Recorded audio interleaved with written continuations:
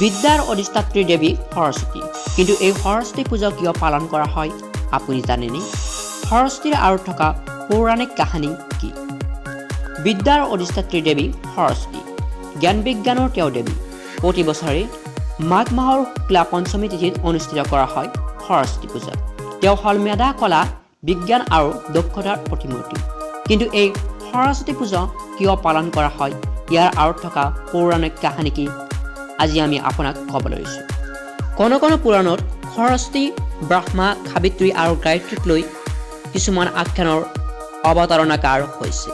স্কন্দ পুৰাণৰ কাহিনীৰ মতে ব্ৰহ্মাই পুষ্কৰত যজ্ঞ সমাপন কৰিবলৈ ওলাই দেখিছে যে পত্নী সাবিত্ৰী তেতিয়াও আহি পোৱা নাই।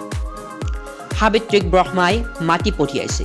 সাবিত্ৰীয়ে অকলে যাবলৈ ইতস্ততা কৰি অন্য দেৱপত্নীসকলক লগত লৈছে।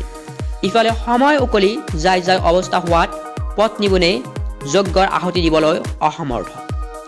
নিৰুপায় ব্ৰহ্মাৰ লগত বিষ্ণু, ইন্দ্ৰ, ৰুদ্ৰ আদি দেৱতাসকলে হাতত লৱণ লৈ থকা সেইফালে অহা ধুনীয়া যুৱতী এগৰাকীক গায়ত্ৰী নামেৰে বিবাহ দি যজ্ঞ সমাপন কৰিলে। সৰস্বতী দেৱীৰ আন এটি নাম গায়ত্ৰী। পলমকৈ যজ্ঞস্থলীত আহি প্ৰৱেশ কৰা সাবিত্ৰীয়ে পত্নী গায়ত্ৰী হোৱা ব্ৰহ্মক দেখি অভিশাপ দিলে যে ব্ৰহ্মৰ পূজা কতো নহ'ব।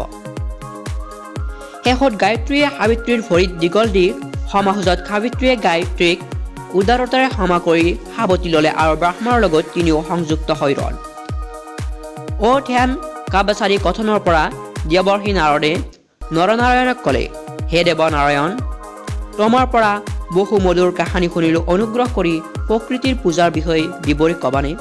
সঁচাকৈয়ে জানিবলৈ মন যায় কোন দেৱী কি কাৰণত জন্ম লাভিলে, কিহৰ বাবে কেনেধৰণে পূজিত হ'ল, কোনে কাৰ পূজা কৰে, কোনে কাৰ স্তৱ পাঠ কৰে, তেওঁলোকৰ স্তৱ মন্ত্ৰ কৱচৰ প্ৰভাৱ কেনে, এই গোটেইবিলাকৰ বিষয়ে মোক বিৱৰি শুনাবলৈ মই অনুৰোধ জনালোঁ।